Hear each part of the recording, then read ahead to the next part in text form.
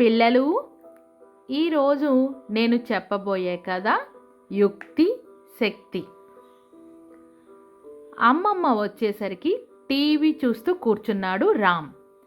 ఏరా, నీకు రేపు పరీక్ష ఉంది కదా అని అడిగింది అమ్మమ్మ. పుస్తకంలోని ప్రతిదీ చదవడం ఎందుకు అమ్మమ్మ? ముఖ్యమైన పాఠాలన్నీ నేర్చుకున్నాను. గత ఏడాది కూడా అలాగే పాస్ అయ్యాను అంటూ బదులిచ్చాడు రామ్.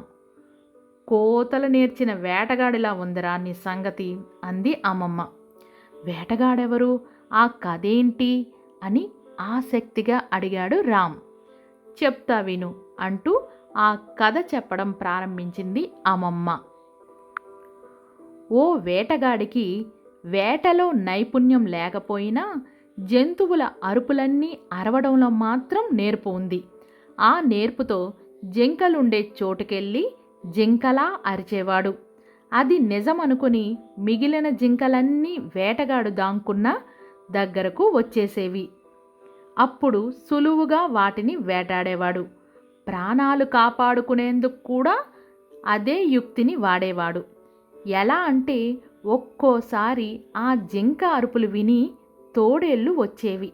అప్పుడు పులిలా గాండ్రించేవాడు. దాంతో తోడేళ్ళు పారిపోయాయి. యుక్తికి శక్తికి తేడా తెలియకుండా తానంత గొప్ప వేటగాడు లేడని వెర్రవీగేవాడు.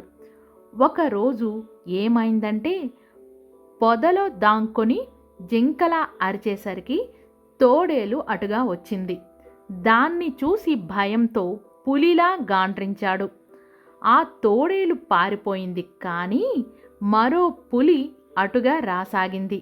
దాన్ని భయపెట్టేందుకు ఎలుగుబంటిలా అరిచాడు. అది విని పులి వెనక్కి వెళ్ళిపోయినా మరోవైపు నుంచి 2 ఎలుగుబంట్లు వచ్చాయి.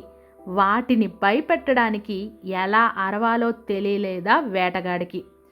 పారిపోయేలోగా అతడిపైన ఆ ఎలుగుబంట్లు దాడి చేశాయి.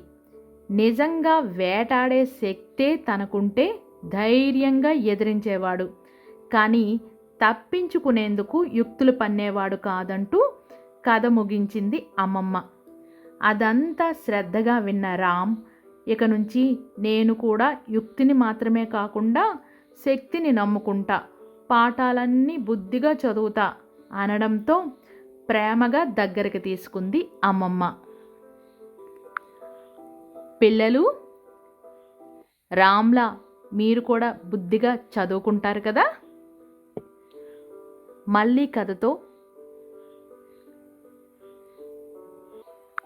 కలుస్తా.